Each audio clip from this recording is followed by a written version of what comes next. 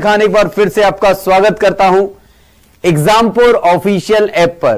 तो चलिए मेरे प्यारे चीतों, आ जाइए सारे के सारे बच्चे, फटाफट से आइए और आज की क्लास करते हैं शुरू। भाई देखो, कुछ बच्चों की शिकायत होगी, सर जी 2-3 दिन ही चलाई 6 बजे से, तो अब 7 बजे से कर दी। बेटा अभी थोड़ा सा जो है ना, अपने पास थोड़ी स्टूडियो की दिक्कत चल रही है, जिसकी वजह से यार अभी जो है ना मेरी क्लास फिर से 7 बजे हो गई। मैंने जैसे तैसे एडजस्ट करवाया था 2 घंटे की क्लास का, अब फिर से वो क्या हो गया, एडजस्टमेंट खत्म हो गया, क्योंकि न्यू बैच आ गया है ना। तो उसके चक्कर में जो है अपनी क्लास यार फिर से 7 बजे होगी, बड़ा दुख है, लेकिन कोई बात नहीं। हम जो है ना कुछ स्पेशल क्लासेस भी करा करेंगे फिर इसमें। अब स्पेशल क्लास, जैसे मैंने कोई स्पेशल क्लास लगानी है, जैसे मैं ट्रिग्नोमेट्री को स्पेशल तरीके से आपको पढ़ाना चाहता हूं, एक बार रिवीजन करवाना चाहता हूं, तो मतलब मैं जो है मैराथन टाइप लगा करके पूरी ट्रिग्नोमेट्री एक ही क्लास में 4-5 घंटे में खत्म करूंगा, इस तरीके से, है ना भाई। तो वो क्लासेस भी मैं आपको प्रोवाइड करवाऊंगा। और आज भाई मैं वोट भी दे के आया हूं। देखो अपना वोट खुद से दिया करो, जो यूपी से बिलोंग करते हैं भाई। तो यूपी में आज पोलिंग था, सब जानते हो कि नहीं, तो इसलिए मैं अपना वोट दे के आया हूं। देखो ये रहा, मेरा वोट मेरा अधिकार। तो चलिए आ जाइए, कोई बात नहीं। तो आज की क्लास में बेटा हम करेंगे, आपको पता ही है भाई मैं खूब सारा खिंचवाई देता हूं, कोई दिक्कत वाली बात है ही नहीं, है ना भाई। स्टार्टिंग में ही आपको दिक्कत आई होगी कि भाई झूठ बोल रहे हो सर, क्या क्या झूठ बोल रहा हूं। चलिए चलिए चलिए चलिए चलिए चलिए भाई, वही है ना। अब देखो हमारा जब हम मतलब हम स्टूडियो बन रहे हैं बेटा, 40 स्टूडियो और तैयार हो रहे हैं। तो जैसे ही वो हो जाएंगे ना तैयार, तो कहने का मतलब यह है कि फिर से हम तो फिर तो स्टूडियो की दिक्कत ही नहीं हुआ करेगी, है ना भाई। हाँ तो मैं ट्रिग्नोमेट्री पढ़ाऊंगा ना, चिंता क्यों कर रहे हो। अभी तो मैंने डाल रखा होगा आपको, वीओडी और फाउंडेशन वालों को पढ़ाई रखा है, ठीक है भाई। बेटा ये मेरा अधिकार है, मेरा वोट है, मैं किसी को भी दे सकता हूं। आप भी वोट जरूर दो, चाहे किसी को भी दो, वो कोई मैटर नहीं करता है, वो अपने डिपेंड करता है कि आप किसको देते हो, लेकिन अपना वोट जरूर दिया करिए, ठीक है ना। ये आपका खुद का होता है, इससे आपको कोई नहीं छीन सकता। ये कॉन्स्टिट्यूशन ने हमको दिया है, ये अधिकार जो है ना, ये कॉन्स्टिट्यूशन ने हमको दिया है। इस अधिकार को कभी भी छोड़ा मत करो, इस अधिकार को कोई तुमसे छीन नहीं सकता, ये तुम्हारा है, क्योंकि देश लोकतांत्रिक है। बात समझ में आ रही है कि नहीं। बिल्कुल बेटा, मैं यूपी से ही हूं, यूपी में दूर से नहीं हूं, यूपी और दिल्ली बराबर में ही है, नोएडा के पास से हूं, ठीक है भाई। चलिए भाई, तो चलते हैं, आगे बढ़ते हैं, धीरे धीरे सीख जाओगे सारी चीजें, चिंता मत करो भाई। लिमिट्स के क्वेश्चन से एक होमवर्क के लिए दिया था, उससे अगला क्वेश्चन मैं अगले क्वेश्चन से शुरू करूंगा भाई, है ना भाई। तो चलिए क्वेश्चन नंबर 1, आज दूसरी सीट शुरू कर रहा हूं। पहली वाली सीट खत्म हो गई थी, एक क्वेश्चन आप होमवर्क को दे दिया था, वो आसान ही था, लेकिन उससे बड़े लेवल का क्वेश्चन यहां पर मैंने आपको दे दिया है। तो इसमें वो भी आ गया है और ये भी आ गया है, जो मैं अब करवाऊंगा। तो चलिए इसको करिए भाई। तुम ज्यादा आंकड़े मत लगाओ। चलिए, अभी क्रैश कोर्स आ रहा है ना बेटा एक हमारा, मिशन लेफ्टिनेंट वाला, उसके चक्कर में हो रहा है ये। चलो भाई चलो जल्दी से, जैसे 18 के हो जाओगे तो भारत के नागरिक हो, अभी भी भारत के नागरिक ही हो, 18 साल के हो जाओगे तो वोटर बन जाओगे। चलिए यहां ध्यान देंगे भाई, क्वेश्चन नंबर पहला आज की शीट का क्या होगा, जरा ध्यान दीजिएगा भाई। कैसे करोगे, कैसे करेंगे बच्चा इसको, सभी ध्यान दीजिएगा। देखो n तो बाहर है, 1 का क्यूब, 2 का क्यूब, 3 का क्यूब और n का क्यूब। अभी आप देखो इसका फॉर्मूला क्या होता है, n into n plus 1 upon 2 का होल स्क्वायर होता है। और इसका भी बेटा स्क्वायर दे रखा है, देखो इसका भी क्या दे रखा है, स्क्वायर दे रखा है, तो एक और स्क्वायर हो गया, ठीक है भाई। इसका फॉर्मूला क्या होता है, n/6 n plus 1 2n plus 1 और इसका होल क्यूब है। लिमिट दे रखी है n tending to infinity, n tending to infinity limit दे रखी है। जरा ध्यान दो, यहां पर ध्यान देंगे भाई सभी बच्चा। हाँ भाई यहां पर ध्यान दो, तो ये क्या हो जाएगा, यहां पर हो जाएगा n, और यहां पर भाई देखो सुनो मैं क्या कहता हूं, मुझे बस हायर पावर वाली चाहिए, हायर पावर मतलब डिग्री चाहिए, तो ये n स्क्वायर हो जाएगा, n स्क्वायर में 4 की गुणा करोगे तो n की पावर 8 हो जाएगा, है ना भाई, और यहां पर 2 की पावर 4 यानी कि 2 दूनी 4 दूनी 8 दूनी 16, यहां पर 16 हो जाएगा।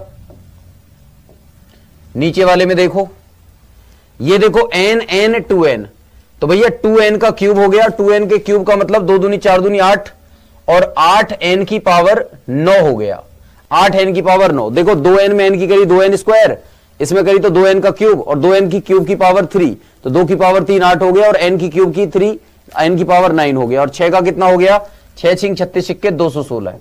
बाकी क्या आएगा उससे कोई मतलब नहीं है, यहां पर बाकी क्या आएगा उससे कोई मतलब नहीं है, मुझे केवल हायर डिग्री से मतलब डिग्री से मतलब होता है ना भाई।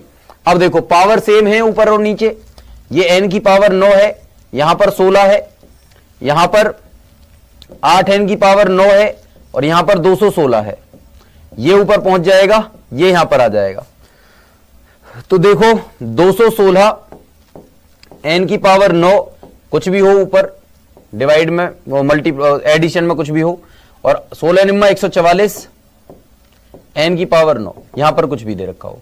जब डिग्री सेम होते हैं तो इनके रेशो ही आपके आंसर होते हैं, इसका मतलब आपका आंसर जो होगा वो कितना होगा, 216 बटे 144 होगा, 216 बटे 144 होगा। 12 से काट लेंगे भाई, 12 एकम 12 है ना भाई, और 12 अट्ठे 96 और 12 से 12 बार कट जाएगा, 6 दूनी 12 और 6 ती 18 यानी कि 3/2, कितना भाई 3/2, 3/2 ही आ रहा है, कुछ और आ रहा है देखना एक बारी, कुछ गड़बड़ तो नहीं हुई है हमसे, कुछ तो गड़बड़ हुई होगी भाई। इसको एक काम करो 3 से काट लेते हैं भाई, 216 बटे 144 आ रहा है ना, 216 बटे 144 3 से काट लो, 3 सत्ते 21, 3 दूनी 6, 3 चौक 12, 3 अट्ठे 24, 12 छिक्के 72 और 12 चौक 48। भाई हमारा ठीक ही आ रहा था, कुछ तो लोचा हुआ है इसमें, एक मिनट, 2 दूनी 4 दूनी 8 दूनी 16, तो ये हो गया, और n की पावर 8 ये हो गया, n की पावर 9 हो गया, तो ये तो हो गया इतना, ठीक है भाई। और यहां पर कितना हुआ भाई, 2 दूनी 4 दूनी 8 और 6 छिंग 36 सिक्के 216, तो 8 और 216 ये ऊपर, 16 अट्ठे, अरे यार क्या कर दिया मैंने, गड़बड़ कर दी भाई, गुणा करने में गड़बड़ होगी हमसे, गुणा करने में गड़बड़ हो गई भाई, यहां पर नीचे गुणा गलत कर दी हमने। ये देखो 16 सत्ते 112, 16 अट्ठे 128 होते हैं, n की पावर 9 और प्लस डॉट डॉट डॉट, है ना भाई, ये हो गया। अब देखो आपका आंसर हो गया 216 बटे 128, वही तो कह रहा मैं, कुछ तो गड़बड़ हुई है। अब देखो इससे किससे कटेगा भाई, ये 4 से कट जाएगा, 4 पंजे 20, 4 चौक 16, 4 तिया 12, 4 दूनी 8, और 2 से कट जाएगा, 2 से 27 बार और 2 से 16 बार, तो आपका आंसर आ जाएगा 27 बटे 16। आपका आंसर कितना आ जाएगा, 27 बटे 16 है, मतलब बी ऑप्शन, बी ऑप्शन आपका करेक्ट हो जाएगा। गुणा में गड़बड़ होगी हमसे, 16 अट्ठे 128 होते हैं ना भाई, 16 निम्मा 144 कर दिया था मैंने, ठीक है भाई। अरे कुछ नहीं है, आसान ही क्वेश्चन है, जैसे हमने बाकी के करे थे वैसे ये कर दिया, ठीक है भाई। चलिए अगला क्वेश्चन करेंगे, क्वेश्चन नंबर 2 दूसरी शीट का, क्वेश्चन नंबर 2 को करिए भाई दूसरी शीट के को। इसका फॉर्मेट मैंने बताया था, आप लोगों को याद होगा, शायद किसी को याद नहीं है तो सुन लो, मैंने आपको बताया होगा limit extending to infinitive 1 + 1 x की पावर x, ये दे रखा है भाई, 1 + 1 x की पावर x दे रखा है, इसका मतलब होता है e, या मैं ये कह दूं लिमिट एक्सटेंडिंग टू 0 1 + x की पावर 1 x, इसका भी मतलब क्या होता है e, इन दोनों के मतलब e होते हैं, इन बातों को याद रखना, इन्हीं पर क्वेश्चंस बन रहा है अब ये अगला वाला जो है, ठीक है भाई। चलिए अब यहां पर देखो, ध्यान से देखना सभी, क्या हो जाएगा भाई ये क्वेश्चन का answer, limit extending to infinitive, अब x को नीचे ले आओ, इसमें वैसे तो सॉल्व नहीं कर पाओगे, x को नीचे ले आओ, 1 अपॉन हो जाएगा 1 + x की x अपॉन x और इसकी पावर x, भाई 1 की पावर तो कुछ भी हो 1 ही होता है, तो लिमिट एक्सटेंडिंग टू इन्फिनेटिव ये तो हो गया 1, यहां पर हो गया, इनको अलग अलग स्प्लिट कर दो, ये हो जाएगा 1/x और प्लस x/x का मतलब 1 और इसकी पावर x हो जाएगा। अब यहां से आपको बात समझ में आ गई होगी कि भाई 1 + 1/x की पावर x दे रखा है और लिमिट एक्सटेंडिंग टू इन्फिनिटिव है, तो इसका आंसर हो जाएगा 1/e और 1/e कहां दे रखा है, बी ऑप्शन में। खत्म हो गया क्वेश्चन, इतनी सी बात। ये कौन है ऐश्वर्य बेटा, अभी जो है इसको जो है इस तरीके से स्पैम मत करो, एक ही बार बी लिख दो, ठीक है भाई। यही आते हैं बेटा पेपर में क्वेश्चन, जो आएंगे बेटा यही पेपर में आएंगे आप लोगों के। ये क्वेश्चन पेपर वाले ही हैं जो मैं करा रहा हूं आप लोगों को। क्वेश्चन नंबर 3 करिए जल्दी से, क्वेश्चन नंबर 3 करिए बेटा। क्वेश्चन नंबर 3 क्या है, 1 + 1/a + b की पावर c + dn है भाई। यहां पर पावर चढ़ा लेना, c + dn टाइप नहीं हुआ है, मैंने लिख दिया। c + dn पावर है भाई, इसकी पावर क्या है, c + dn, लिख लो इसको, c + dn। इसको सॉल्व करिए और बताइए इसका आंसर क्या होगा भाई। आज तो पूरा दिन यार भाग दौड़ में चला गया, वोट देने गए फिर वापस भी आए, आज ही गए आज ही आए। अब 6 से नहीं बेटा 7 से ही होगी लगभग, ये मान के चलो 20 एक दिन आपकी फिर 6 बजे से 7 से ही होगी और फिर मैं इसको क्या कर दूंगा, फिर मैं इसको 2 घंटे की 6 से कर दूंगा वापस, क्योंकि 20 दिन की बात है, 20 दिन में उसको उतना ले आऊंगा जितना आपने कर दिया है, ठीक है ना भाई। क्योंकि वो तो क्रैश कोर्स है, उसको तो भगाना ही है, बस बहुत स्पीड में चलाना है उसको तो, ठीक है भाई।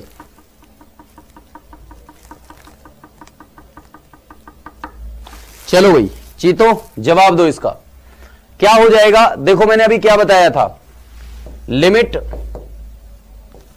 n टेंडिंग टू इन्फिनिटिव है। अगर 1 + 1/a + bn दे रखा है यहां पर, ठीक है भाई। अगर इसकी पावर भी a + bn हो जाए तो ये e के बराबर हो जाएगा।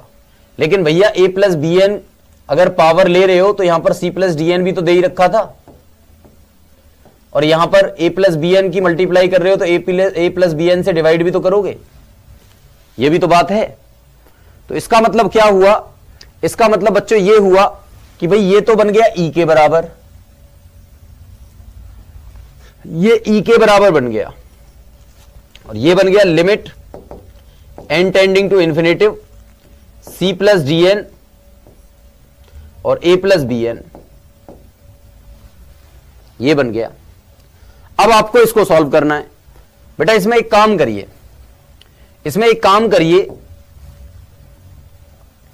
कि देखो n का कोफिशिएंट कितना है d और इसमें n का कोफिशिएंट कितना है b और लिमिट n टेंडिंग टू दे रखी है इन्फिनिटिव, तो आपका आंसर हो जाएगा d/b, यानी कि इनके रेशियो का कोफिशिएंट, तो आपका आंसर क्या हो जाएगा, e की पावर d/b। तो आपका आंसर कितना होगा, e की पावर d/b। जब आपको देते हैं ना इस तरीके से, मैंने बताया ना, लिमिट एक्सटेंडिंग टू इन्फिनिटिव दे रखा हो, x + a दे रखा हो और यहां पर x + b दे रखा हो, यहां पर ax या फिर ये दे रखा हो, आपको मान के चलो cx + d दे रखा हो और यहां पर dx + e दे रखा हो। अब यहां पर x के कोफिशिएंट देखो ना, यहां पर c है, यहां पर d है और इनकी पावर बराबर है, तो c/d होता था ना इसका आंसर, ऐसे उसी तरीके को लगा दिया मैंने, e की पावर d/b आपका आंसर आ गया। अरे बात समझ में आ रही है कि नहीं आ रही है भाई, क्लियर हो रहा है, क्लियर होगी भाई बात। चलिए बेटा आगे बढ़ते हैं, अगले क्वेश्चंस पर चलते हैं। अरे सब करवाओ, क्या मतलब अनीति जोत ले हो तुम भी यार, क्या कर रहे हो पता नहीं। अरे सब तरीके के क्वेश्चंस करवाने दो ना, ये क्वेश्चन क्या छोड़ दूं क्या मैं इनको, ये बताओ। गुस्सा दिलाते हो बेकार में कि स्टेटमेंट वाले करवाओ, वो करवाओ, ये करवाओ। तरीके से पढ़ना सीख लो बेटा, ज्यादा अच्छा रहेगा। उड़ाने पे आया तो हर क्लास में एक टॉपिक खत्म होगा, वो भी तरीके पता है मुझे। समझ में आ रही है बात कि नहीं आ रही है। मैं उन तरीकों को भी जानता हूं जिसमें एक क्लास में एक टॉपिक खत्म, चाहे 1 घंटे की हो चाहे 1.5 घंटे की हो।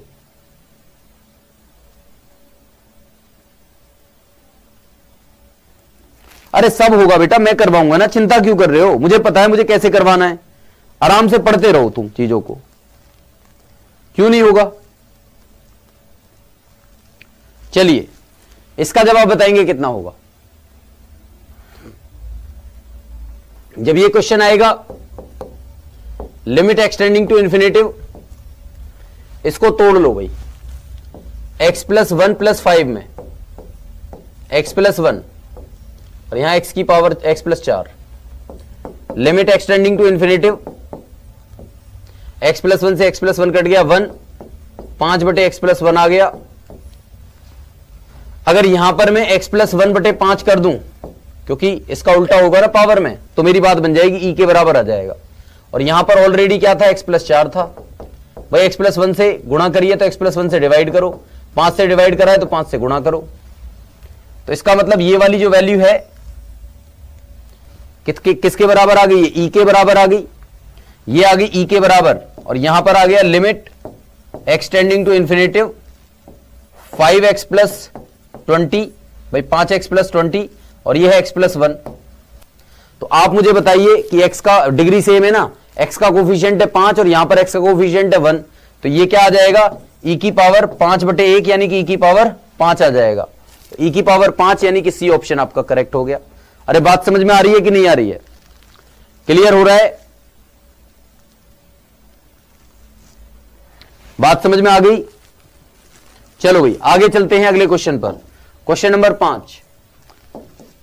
1.5 घंटा तुम पे झिलता नहीं है, बकवास करवा लो बस कितनी भी, कि तुम्हें कितना पढ़ाना है, मुझे कितना नहीं पढ़ाना है। सैटरडे में मैराथन लेकर के आ रहा हूं, पता है ना आप लोगों को, थैंक्स ब्रो।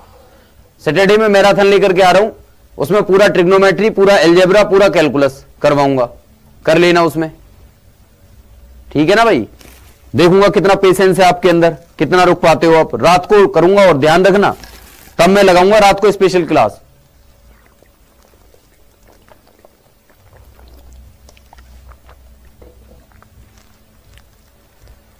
ठीक है, रात को फिर स्पेशल क्लास लगाऊंगा आप लोगों की। पहले देख तो लूं कि कितना चल पाते हो आप लोग। चलो यहां पर आ जाओ। 2x plus 7 sine x, 4x plus 3 cos x, इसका जवाब दो कितना होगा।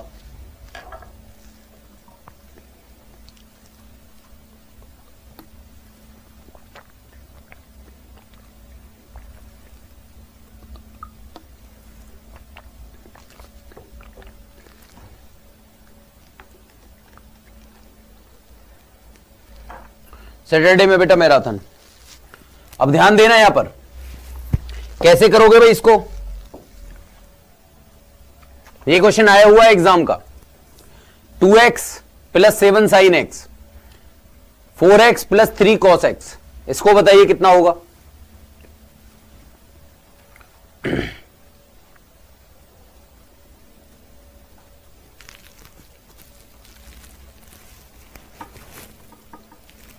कोई बात नहीं, ऐप पर ही लगाऊंगा, चिंता मत करो, ठीक है ना भाई। अब यहां पर देखो, अगर मैं इसमें से बेटा मैं अगर एक काम कर लूं कि x से डिवाइड कर दूं ऊपर भी और नीचे भी, तो आप देखोगे limit extending to infinitive 2 plus 7 sine X upon X हो जाएगा, x से डिवाइड कर रहा हूं, और नीचे भी 4 plus 3 cos x upon X हो जाएगा एक्सटेंडिंग टू इन्फिनेटिव पर, ठीक है भाई। अब ध्यान दो, अगर एक्सटेंडिंग टू इन्फिनेटिव इसमें डालोगे तो ये भी 0 मिलेगा, एक्सटेंडिंग टू इन्फिनेटिव इसमें डालोगे तो ये भी 0 मिलेगा। आपको मिलेगा 2/4, और 2/4 का मतलब होता है 1/2, और 1/2 यानी कि ए ऑप्शन आपका करेक्ट हो जाएगा, ए ऑप्शन आपका करेक्ट हो जाएगा। समझ में आ रही है बात कि नहीं, क्लियर हो रहा है भाई सभी को।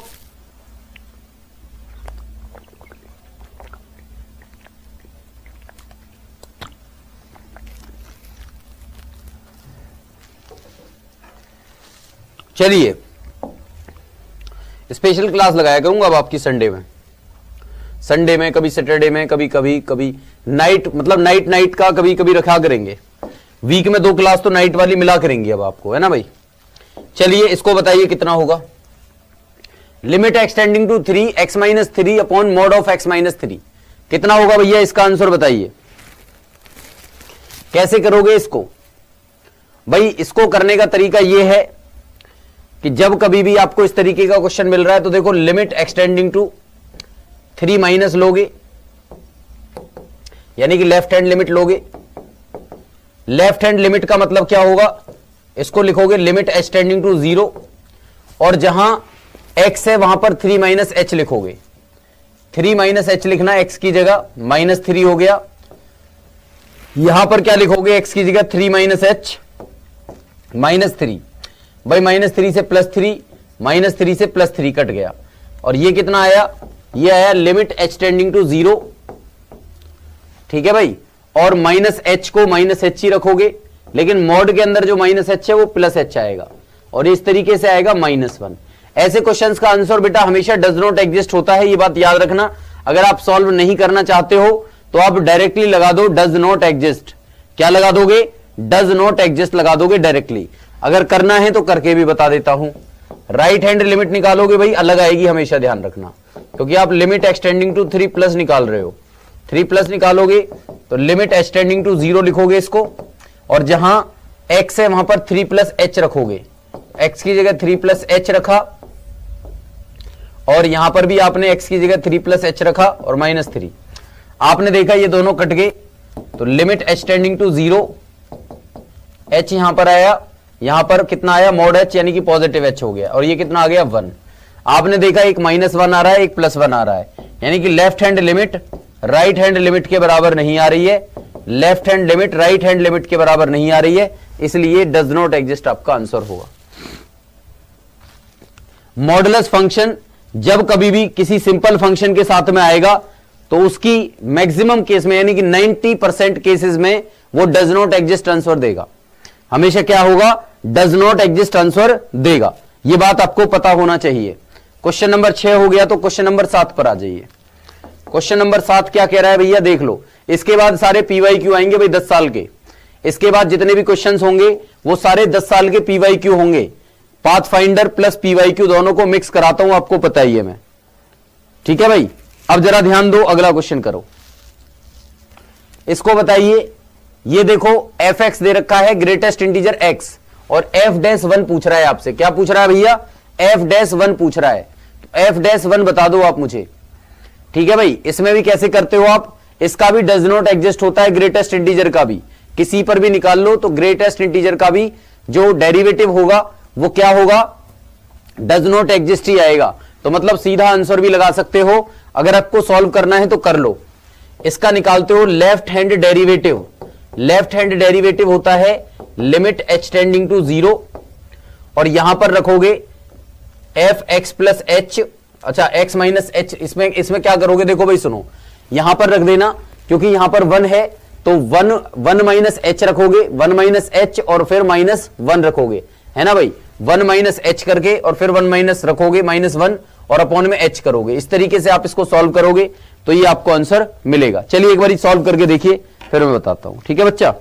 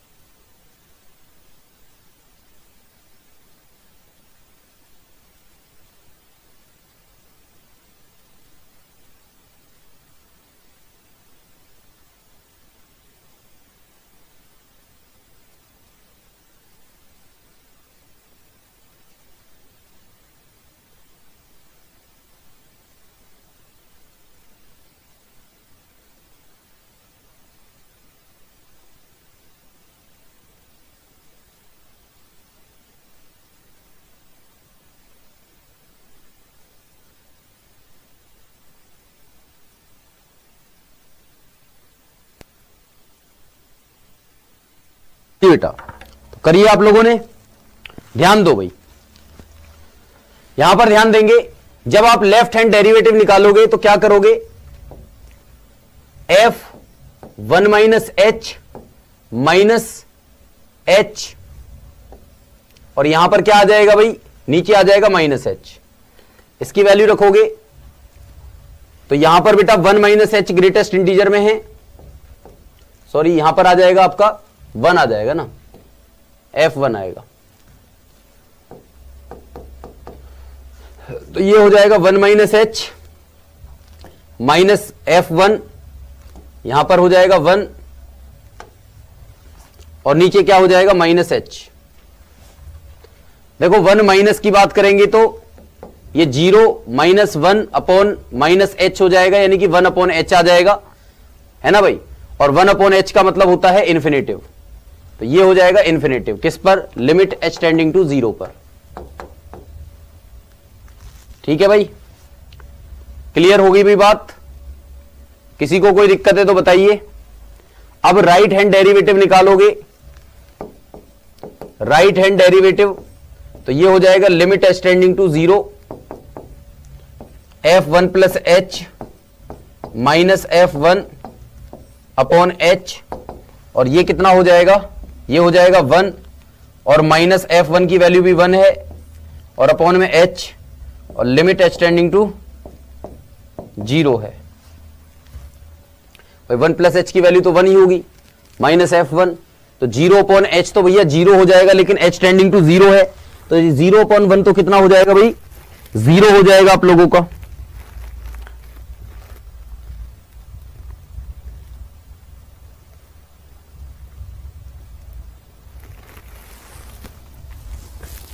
हाँ तो भाई मैंने क्या कहा, ये 0 हो जाएगा आप लोगों का। तो आप देखोगे कि left hand derivative is not equal to right hand derivative, तो इसका मतलब ये डज नॉट एग्जिस्ट हो जाता है। हालांकि हम डायरेक्टली बता रहे थे, सॉल्व करने की कोई खास जरूरत थी नहीं। ठीक है भाई,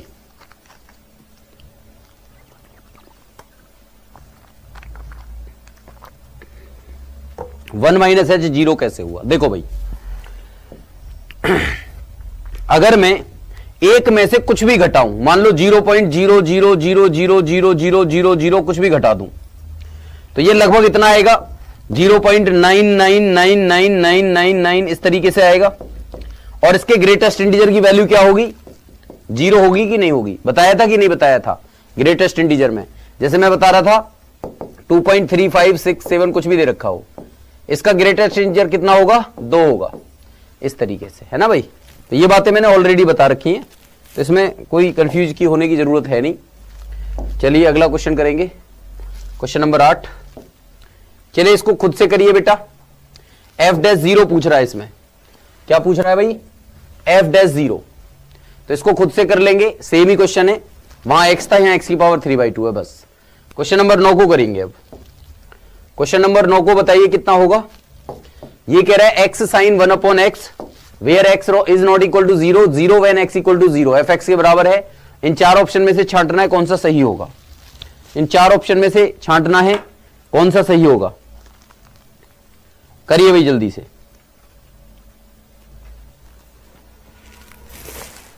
अरे डलवा दूंगा बेटा, अंशु क्यों परेशान हो रहा है।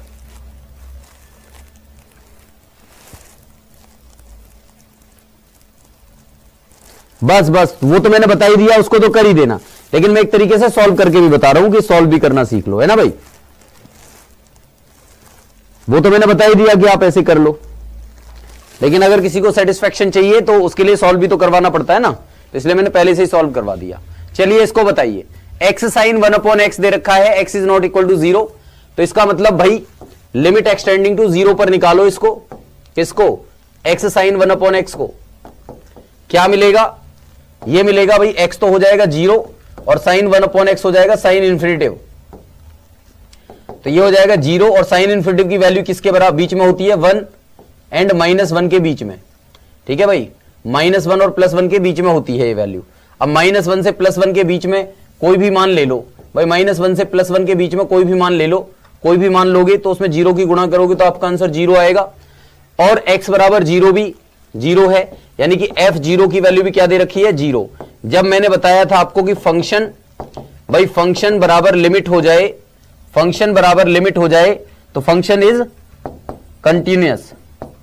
फंक्शन क्या होता है भाई, कॉन्टिन्यूअस होता है।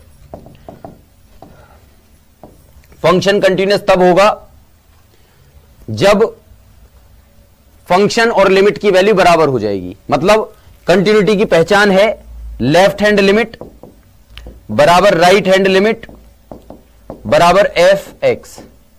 अगर कहीं ऐसा होता है तो function is continuous, function is continuous. ठीक है भाई, फंक्शन कंटिन्यूअस हो जाएगा। इसका मतलब नॉट डिफाइंड तो हो नहीं सकता, डज नॉट एग्जिस्ट है भी नहीं, F X continuous at X equal to 0 पर ये बिल्कुल हो रहा है, डिसकंटिन्यूअस है नहीं, तो मतलब सी ऑप्शन आपका करेक्ट हो जाएगा। सी ऑप्शन आपका करेक्ट हो जाएगा। बात समझ में आ रही है कि नहीं? अभी सीख लो, अभी नहीं बताया तो अब सीख लो भाई। जब कभी भी ध्यान रखना, देखो ऐसे समझो, ये कोई ग्राफ है भाई। अब ये ग्राफ यहां से मान लो टूटा हुआ है, यहां से क्या है, ग्राफ जो है थोड़ा सा टूटा हुआ है, यहां से पूरा नहीं है। तो आपको पता है कि x बराबर a पर, अगर मैं x बराबर a पर देखूंगा तो क्या इस फंक्शन की y बराबर fx की वैल्यू मुझे मिल पाएगी? कभी नहीं मिलेगी, क्योंकि यहां पर ग्राफ है नहीं। इस बिंदु पर भाई, इस बिंदु पर ग्राफ थोड़ी ना है, और इस बिंदु पर मुझे वैल्यू चाहिए इस ग्राफ की। तो जब ग्राफ है ही नहीं तो यहां पर वैल्यू क्या मिलेगी? नहीं मिलेगी।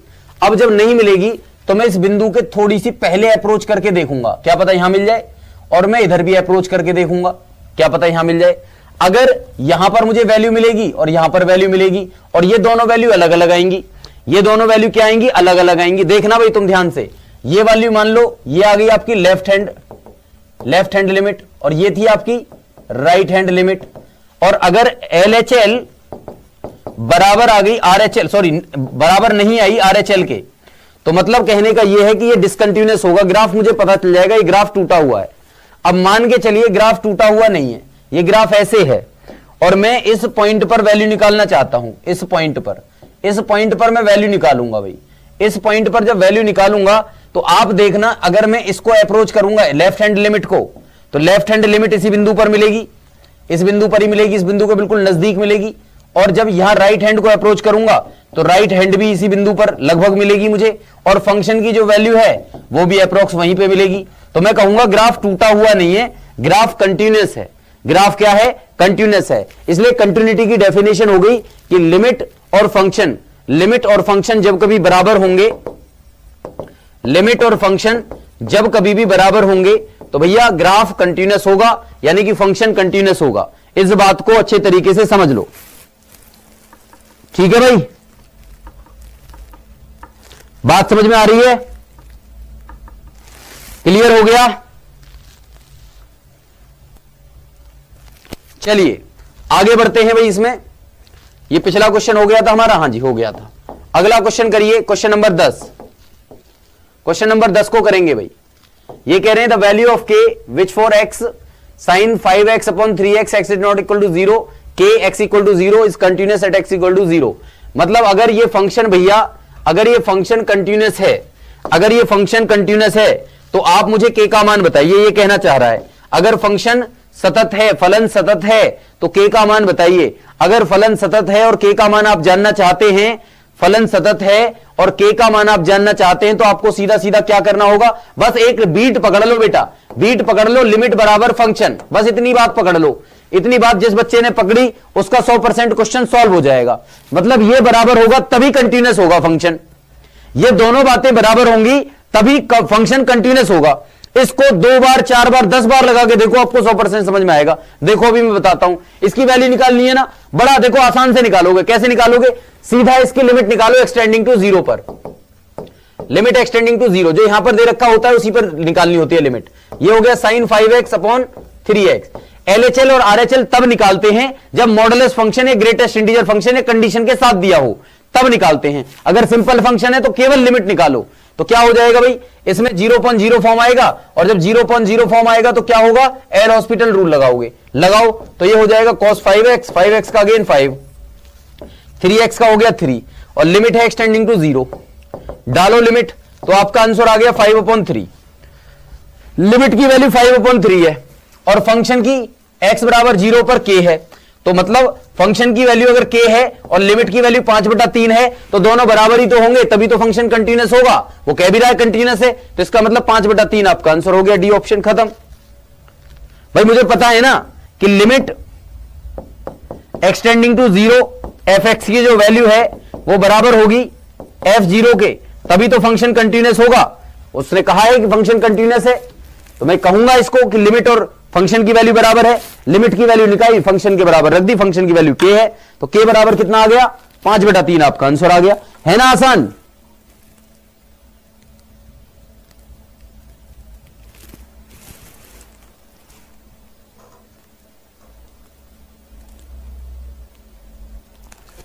पढ़ो बेटा, दिमाग लगाओगे तभी समझ में आएगा।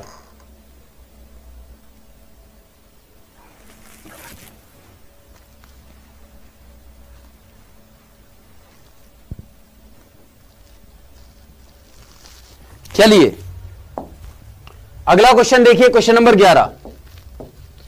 बेटा पढ़ो, दिमाग लगाओ, तभी तो समझ में आएंगी चीजें। इतना आसान होता तो बेटा सब नहीं सिलेक्शन ले लेते, आसानी तो नहीं है।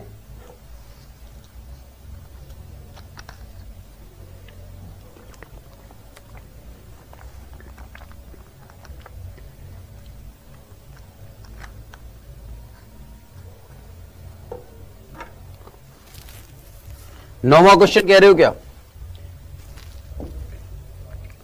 बेटा? ठीक है, नौवां क्वेश्चन देखो, ध्यान दो। कुछ बच्चों को यह समझ में नहीं आ रहा कि साइन इन्फिनेटिव का क्या सीन है सर। साइन 1/0 करा, साइन इन्फिनेटिव। बेटा साइन एक्स का देखो ग्राफ क्या होता है, साइन एक्स का ग्राफ ये होता है, ये वाला, यही तो होता है। इसका मतलब ये +1 से और -1 के बीच में ऐसे घूमता रहेगा। ठीक है भाई, ऐसे घूमेगा। किसके बीच में? +1 और -1 के बीच में। +1 और -1 के बीच में कोई भी नंबर आ जाओ, अगर उसमें आपने 0 से गुणा कर दी तो इसका मतलब आपका आंसर 0 आ जाएगा। और यहां पर फंक्शन की वैल्यू भी 0 है, तभी तो ये फंक्शन कंटीन्यूअस होगा, तो इसका मतलब ये फंक्शन कंटीन्यूअस हो जाएगा। बस ये बात है इसमें। ठीक है भाई, चलिए क्वेश्चन नंबर 11 पर आएंगे सभी चीते।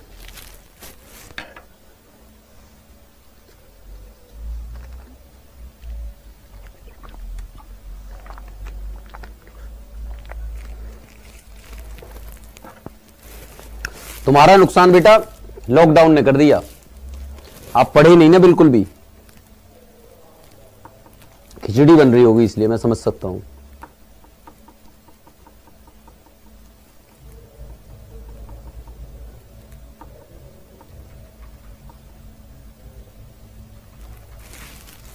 अरे बच्चा वो अलग होता है, वो ये होता है limit extending to 0 sign x/x होता है। ये limit extending to 0 sign 1/x है। दोनों में अंतर होता है ना भाई। कैसे करोगे भाव भाई, क्या ही करोगे तुम, इतने से अंतर को नहीं पकड़ पा रहे हो। ये एंगल के साथ है, ये इसके पूरे के डिवाइड के साथ है, क्या करोगे भाई? मैं कमेंट पढ़ना ही बंद कर दूंगा कुछ दिन में। तुम तो 1 to 1 वाले बच्चे हो यार, तुम्हारे लिए क्या करूं मैं, कैसे समझाऊं तुम्हें, दुख होता है मुझे। शिक्षा का हाल मुझे यहीं से दिखाई दे रहा है। अगर आप 12th में पढ़ते, 11th में पढ़ते रेगुलर, तो फिर कुछ बात होती सही।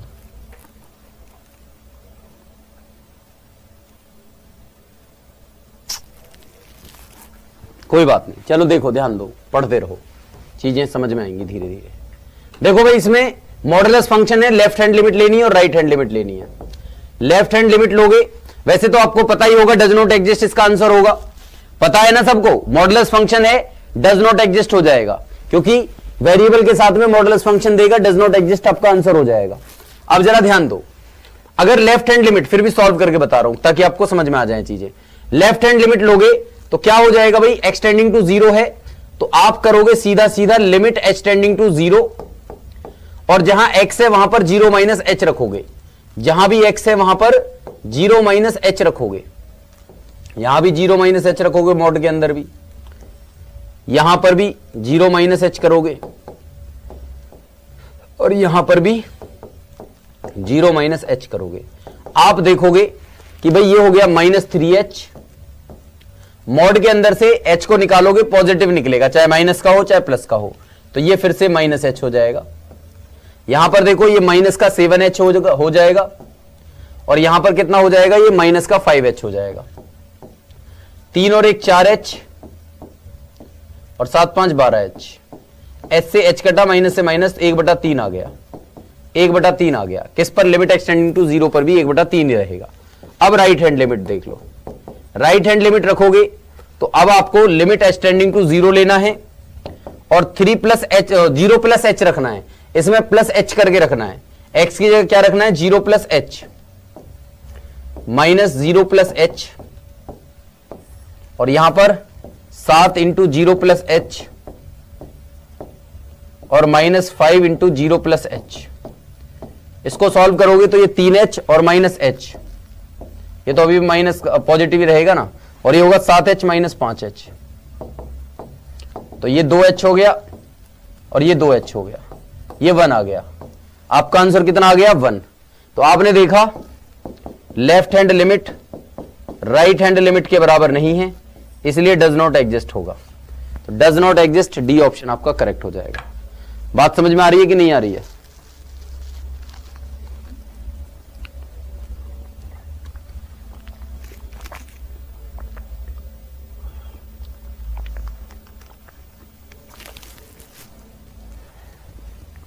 हमने तो क्वेश्चन को देख के ही बता दिया कि इसका आंसर क्या होगा और आप भी बता दोगे, लेकिन किसी को सॉल्व करना है तो सॉल्व करके इस तरीके से आप बता सकते हो। चलिए अगला क्वेश्चन देखते हैं, क्वेश्चन नंबर 12। क्वेश्चन नंबर 12 बताइए, आसान सा क्वेश्चन है। लिमिट एक्सटेंडिंग टू n है ना भाई, लिमिट एक्सटेंडिंग टू n है और x दे रखा है, ठीक है भाई। तो इसका बताइए क्या होगा। मुझे पता है ग्रेटेस्ट इंटीजर फंक्शन भी क्या होता है, डज नॉट एग्जिस्ट होता है, सिंपल सी बात। नहीं पता तो कर लो।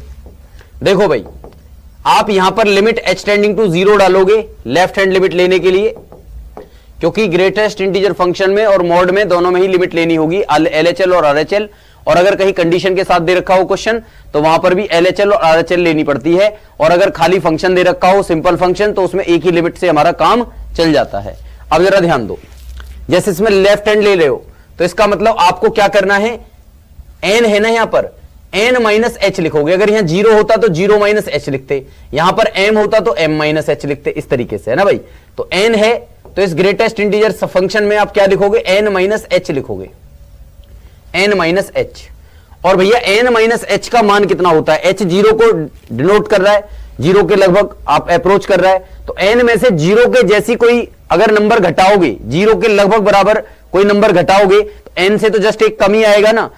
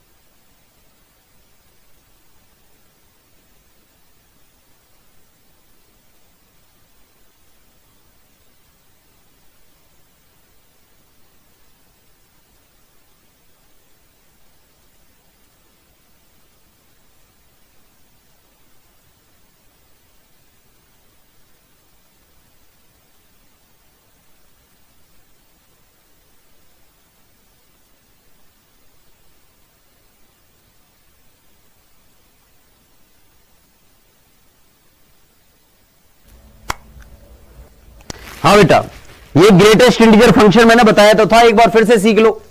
अगर नहीं समझ रही है, नहीं समझ में आ रही है तो कोई बात नहीं, मैं दोबारा बता देता हूं, समझ लो भाई बात को, ग्रेटेस्ट इंटीजर का मतलब क्या होता है यहां समझ लो। जैसे मैंने लिखा है यहां पर 2.999999 इनफाइनाइट, ठीक है भाई। तो इसमें ग्रेटेस्ट इंटीजर यानी कि सबसे बड़ा पूर्णांक यानी कि पूरा अंक क्या होगा भाई, 2 के बाद दशमलव दशमलव चल रहा है तो इसमें पूर्णांक इससे जस्ट पहले जो आ रहा होगा वो 2 आ रहा होगा, तो इस 2 ग्रेटेस्ट इंटीजर फंक्शन की वैल्यू आएगी। आपने देखा 0.99999 इस तरीके से लिख रहे हो इनफाइनाइट तक, और इसका ग्रेटेस्ट इंटीजर फंक्शन चाहिए। इसमें सबसे बड़ा इंटीजर क्या होगा भैया, 0 होगा। क्या हो जाएगा, 0 हो जाएगा।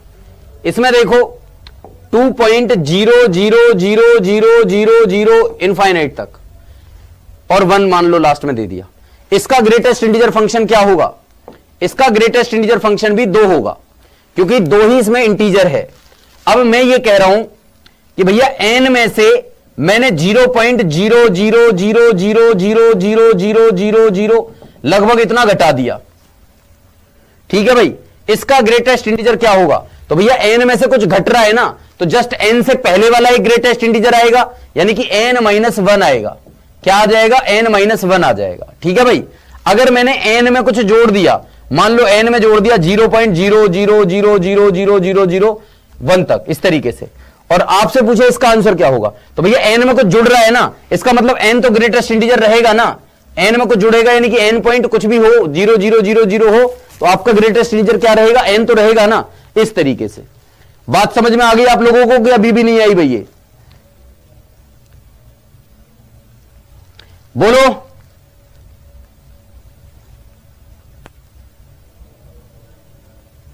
क्लियर हो गया ग्रेटेस्ट इंटीजर फंक्शन का कंसेप्ट। प्रैक्टिस कर लो बहुत बढ़िया से, तभी समझ में आएंगी भाई चीजें। देखो मैंने इतने अच्छे तरीके से आपको बता दिया। मैं क्या कह रहा हूं, जिंदगी में एक बात याद रखो, मान के चलो 1 में से कुछ भी घट रहा है, देखो ध्यान देना भाई, और अच्छे से बताता हूं क्योंकि आप तो बेटा यहां पर ध्यान दो। 2 में से मान लो मैंने 0.00000 कुछ भी घटा दिया, कुछ भी घटा दिया, लगभग 0 के नंबर, 0 के बराबर नंबर मैंने इसमें से घटा दिया, तो भी इसका ग्रेटेस्ट इंटीजर की वैल्यू 1 आएगी। कुछ भी घटा दो छोटे से छोटा 2 में से 1 आएगा, 2 में छोटे से छोटा कुछ भी जोड़ दो 2 आएगा ग्रेटेस्ट इंटीजर।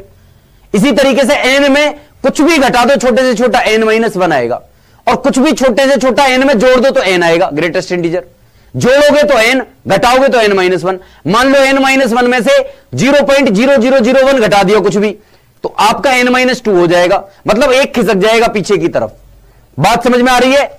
अभी भी समझ में नहीं आ रही है तो मैं माथा दे के मारूंगा इसमें दीवार में, धीरे धीरे सीखोगे फिर। भाई ये जो क्वेश्चन है इसमें कैसे आएगा मैं बता रहा हूं। ये जो पूछा है क्वेश्चन, इसमें ध्यान रखना, ये आएगा 1 - ऐसे लिखा रहेगा 1 - लिमिट एक्सटेंडिंग टू 1 - ये पूछ रहा है आपसे, लिमिट एक्सटेंडिंग टू 1 - ऐसे, और x² - 1 mod ऑफ x - 1। इसका मतलब होता है लेफ्ट हैंड लिमिट। इसका मतलब क्या होता है, लेफ्ट हैंड लिमिट। अगर यहां पर 1 - लिखा होगा तो लेफ्ट हैंड लिमिट होगा इसका मतलब, और यहां पर 1 लिखा होगा तो इसका मतलब होगा राइट हैंड लिमिट। बात समझ में आ रही है? अगर माइनस में है तो लेफ्ट हैंड लिमिट, और अगर प्लस में है तो राइट हैंड लिमिट। तो आपको चाहिए लेफ्ट हैंड लिमिट। आपको क्या चाहिए, left hand limit. Left hand limit निकालनी है, यानी कि लिमिट एक्सटेंडिंग टू 1 - निकालना है, लिखने की जरूरत भी नहीं है।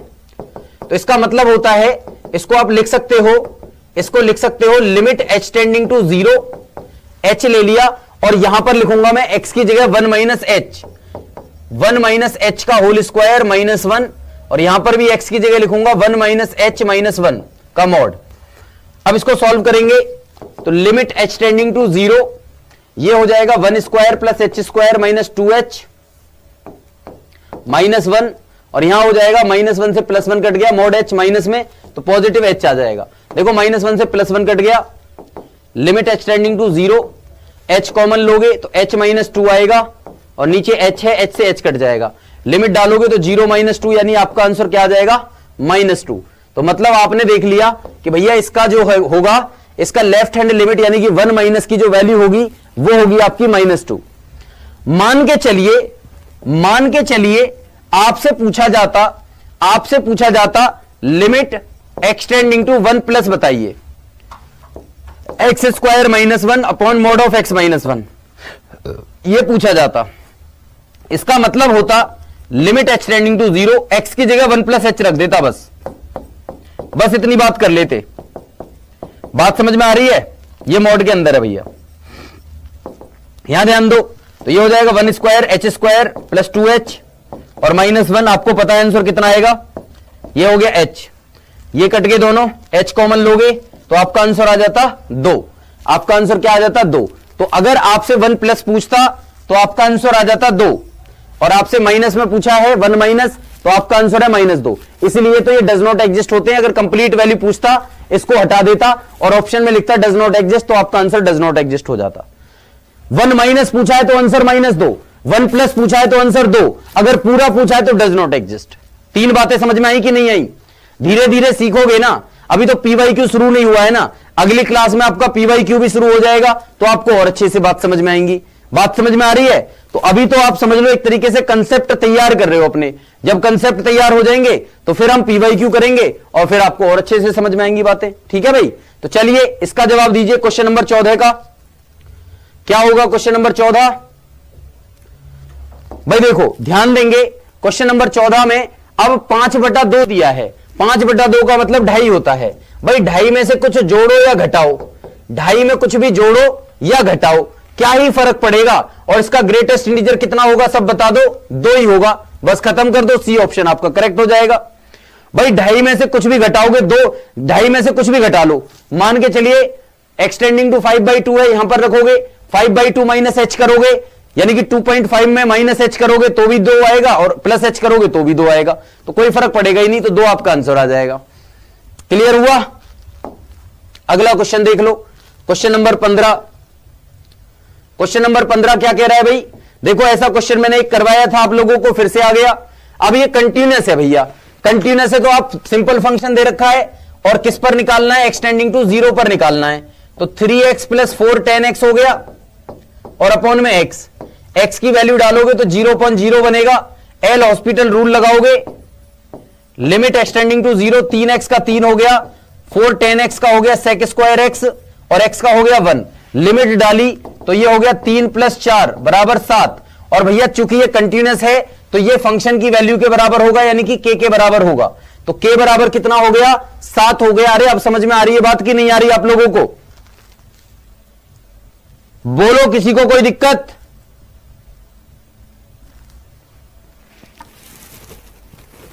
क्लियर हुआ भाई? अरे अब तो समझ में आ रहा है बात की नहीं आ रही है?